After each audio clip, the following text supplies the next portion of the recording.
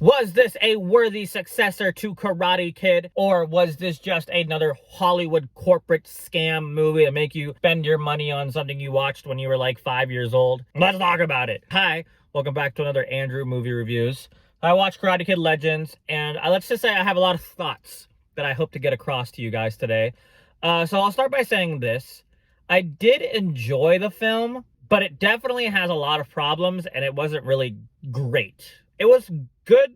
It was fine to good. If I had to put a number on it, the number I was feeling the entire time was hovering around a 7, but I think I settled with like a 6.8. Like, it wasn't bad. It just wasn't great, right? So I'll start with what I liked about the film. I liked the semi-fresh idea, as fresh as you can make a spin-off, to be honest. But, like, I like the fact that, because, like, the past couple of Karate Kids was obviously, and a lot of films in general, it's like the white kid goes to an Asian culture, learns how to fight, right? Like, even Tokyo Drift, the Fast and the Furious film was kind of like that. But this one was kind of the opposite. It was Asian kid moves to New York and learns how to fucking be a New Yorker, I guess. So I also kind of like the slice of life aspect sometimes of the film, like him trying to learn and experience New York. I thought it was a cool way of showcasing, like, a New York culture and all that. So I thought that was cool.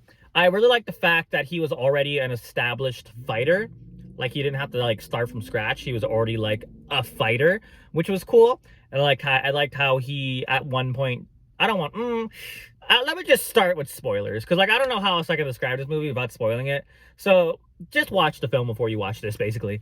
So, like, I liked how he trained the older man who looks like Jack Quaid. The whole movie, I'm like, this guy looks like Jack Quaid if he was older. I had to look it up if he was a Quaid. He's not a Quaid. He is not Dennis Quaid. He's not Jack Quaid. He's just a guy who looks like a Quaid. If you know, you know. But I like how he trained him. I thought that was cool.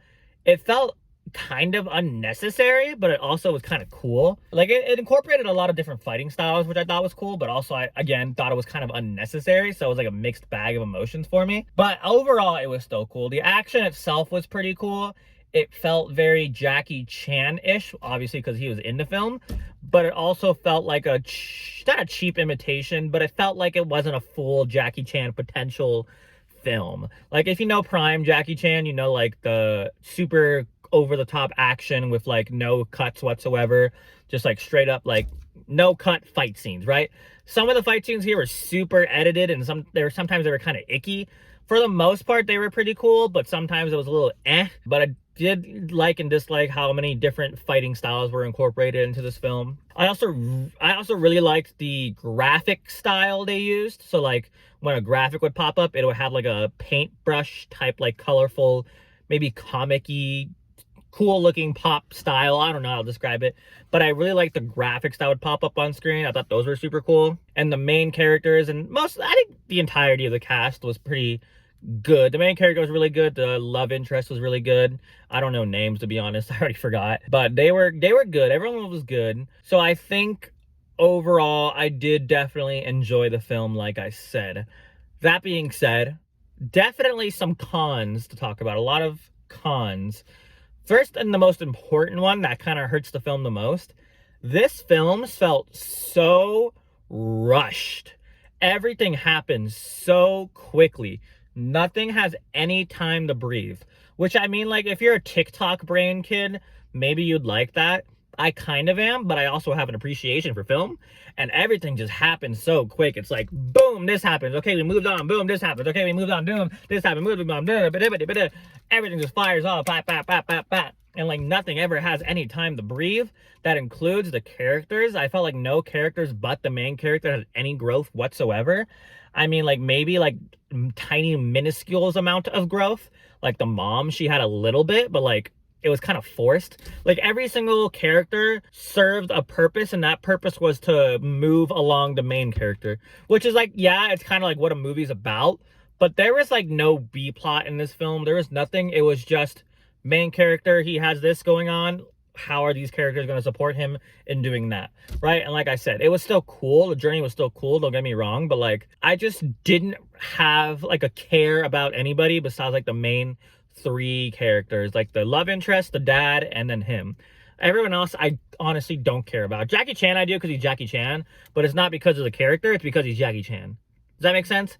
Like when you're at that star potential power, like you don't have to make someone care about the character. You already do because you like the actor.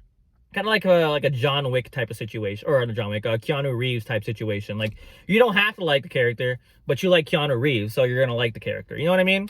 Kind of the same way with Ralph Macchio or Daniel LaRusso, whatever you want to call him. Yeah, it just everything was so quick. Nothing felt established. The biggest point I have about this is I felt like this could have been such a good like Netflix limited TV series. I think this would have been so much better as a TV show. Like maybe even a Cobra Kai spinoff. But like genuinely I'm watching it and everything is going so fast. I wish this character was given more time to breathe. Maybe like establish, like I really liked the kind of like slice of life parts in the beginning where they try to like establish New York and its culture and like show it off. I really like that. I really wish they would put more time into that. I like imagine an episode, like episode 1, them learning the city and like getting to know each other. Like the love interest felt super rushed, and like the fights they had, like there was a part where they like the part where the dad gets the shit out of him and the kid like panics and doesn't like help them, and then she's pissed off at them and like he ignores the kid, but then like just orders a pizza and she's like, okay, I guess I forgive you now. Like it just felt like, why did she forgive him immediately? You know what I mean? Like wasn't she just like so pissed off she wouldn't talk to him, ignored all those texts? But like the minute you like deliver a pizza and give like a random Pepsi sponsorship, you're okay? You know what I mean? That's kind of the point. But like imagine a TV series where you have more time to establish relationships, more time to even show off fights. I mean, the ending fights, like the ending tournament, the whole thing, the whole point of the movie working towards this tournament, it was over in like 10 minutes, if even, like 20 minutes. I mean, the final fight itself was only like, not even 5 minutes, it felt like. It might have been, I don't know. But like, nothing had time for anything. I mean, that whole tournament is at least 2 20-minute episodes if that was like Cobra Kai or something. I think Cobra Kai was 40 minutes, but whatever. My point being is that, like, genuinely, this could have been a really good show that wasn't made into a show. You know what I mean? Netflix could have done so much with this, because I'm pretty sure they already had the Cobra Kai rights, which means I'm sure they have, like, the Karate Kid rights. They might not. I don't know.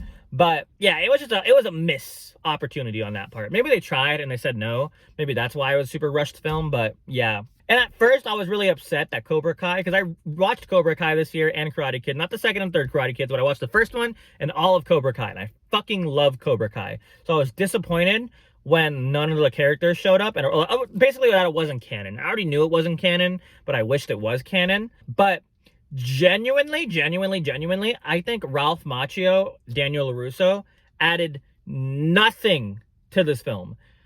I think they just forced him into the scripts to be like, hey, look, Karate Kid, it's the Karate Kid guy. Look, the Karate Kid guy. That's all he was used for.